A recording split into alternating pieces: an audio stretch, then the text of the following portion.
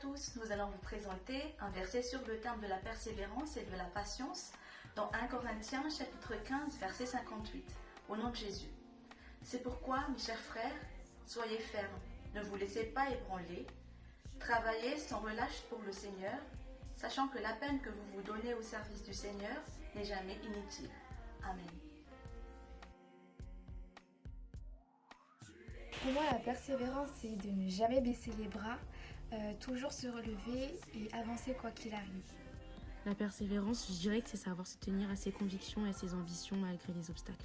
Selon moi, la persévérance, c'est de ne pas perdre espoir et de toujours garder le courage et la foi dans tout ce que l'on fait ou entreprend dans notre vie. Pour moi, la persévérance, c'est atteindre ses objectifs malgré les épreuves et les obstacles.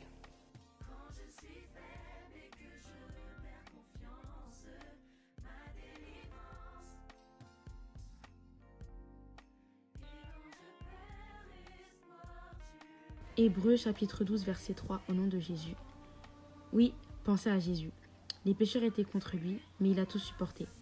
Alors, ne vous laissez pas vaincre par le découragement. Amen. C'est toujours avoir foi en Dieu, toujours avoir confiance en lui malgré les obstacles, malgré les circonstances, car grâce à ces efforts, nous serons récompensés par la vie éternelle que Dieu nous a promis.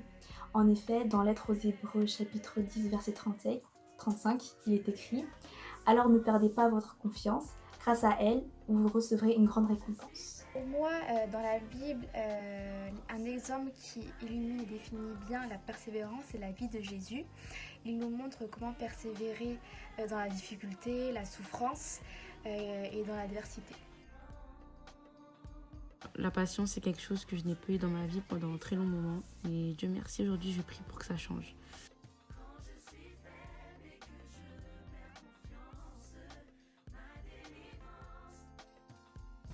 Selon moi, la patience, c'est ne pas se précipiter et prendre son temps dans nos projets, mais surtout faire confiance à Dieu et les plans qu'il a pour nous.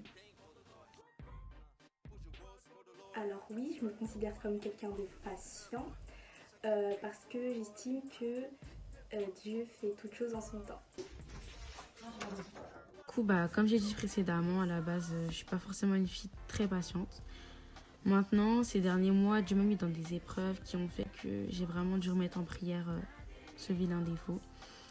Et au final, j'ai vraiment pu recevoir et comprendre la parole de Dieu à ce sujet-là. Et ça a pu changer mon cœur, mon esprit, ma tête. Et je dis pas que je suis parfaite, mais une patience, tu flippes.